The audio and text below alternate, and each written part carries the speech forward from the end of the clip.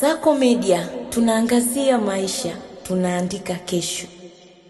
Tarehe 11 ya mwezi wa 6 mwaka 2026 tuko hapa jijini New York, Marekani, tukiendelea na mkutano wetu maalum kabisa kwa ajili ya kuhakikisha nchi wanachama tunasimamia mikataba ya kisheria kwa ajili ya haki za watu wenye ulemavu. Kwa siku ya leo, kubwa zaidi lililojitokeza ni masuala mazima ya teknolojia, vifaa saidizi kwa ajili ya watu wenye ulemavu, namna ya upatikanaji, matumizi kwa mtu mwenye ulemavu, lakini vile vile kielimu, namna ya wafundishaji na wapokeaji elimu hizi. Kwa hiyo sisi kama Tanzania tupo katika muda wa kuona kwamba tumeweza kutoa kile ambacho sisi kama serikali tunafanya, lakini vile vile tumejifunza namna wenzetu nchi wanachama wanafanya. Tunamshukuru zaidi Mheshimiwa Rais kwa sababu ameendelea kuchukulia kwa uzito masuala mazima ya watu wenye ulemavu, kwa sababu ukiangalia kwenye masuala ya uchumi, sisi kama Tanzania tumewaweka wenzetu wenye ulemavu katika sura ya kuhakikisha wanafanikiwa na wanafikiwa kwa wingi wao. Ukiangalia katika halmashauri zote 184, kila mkurugenzi anafahamu ndani ya makusanyo yake ya mapato ya ndani anatenga 10% kwa ajili ya uwezeshaji kiuchumi wanawake, vijana na watu wenye ulemavu, lakini katika 10% hii ni 2% ambazo watu wenye ulemavu wanawezeshwa.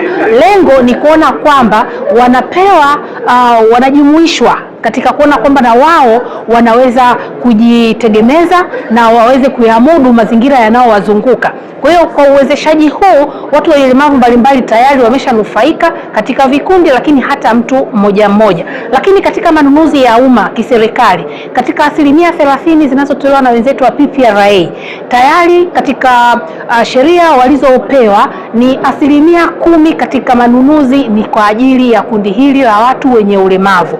Yote hii ni kuona kwamba tunawategemeza waweze kujipatia vifaa vya kuwawezesha kutoka sehemu moja kwenda nyingine, lakini vile vile kama ni wanafunzi waweze kuhudhuria vizuri masomo yao, lakini vile vile kama serikali tumeendelea kuona kwamba tunatoa nafasi kwa walimu.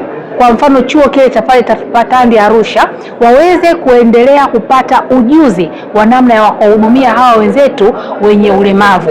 Kwa hiyo sisi kama Tanzania kwenye mkutano huu umekuwa manufaa makubwa sana, sababu tumeweza kubadilishana mawazo na wenzetu, lakini vile vile kuendelea kutanua namna ya kufikiri kuweza kufikia hili kundi la watu wenye ulemavu. Sisi ofisi ya Waziri Mkuu, Sera, Bunge, Uratibu na wenye ulemavu kama focal point ya mkataba wa Umoja wa Mataifa kuhusu haki za watu wenye ulemavu, kwanza namshukuru kiongozi wetu wa msafara ambaye amemwakilisha waziri wetu wa nchi kwa uratibu na mwongozo ambao kimsingi amewezesha ujumbe wetu kushiriki vizuri kwenye mkutano huu.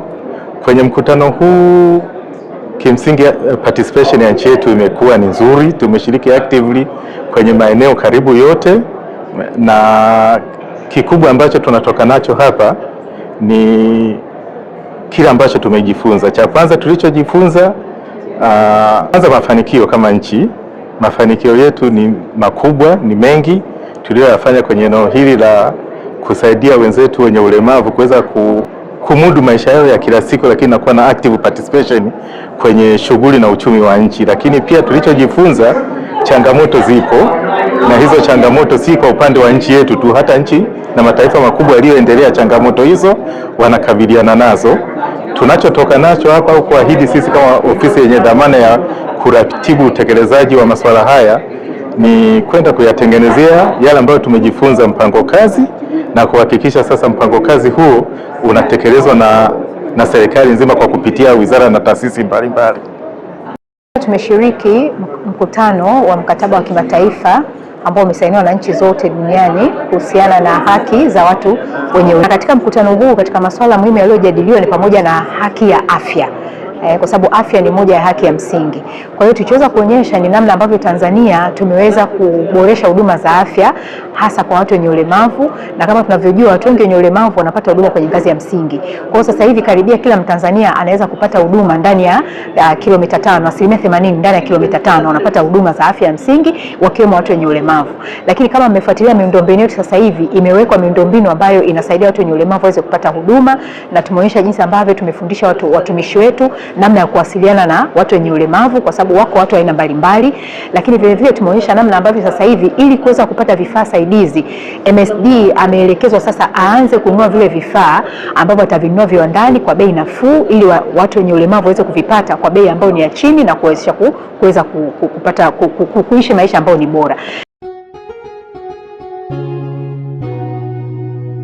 Kasako Media, tunaangazia maisha, tunaandika kesho.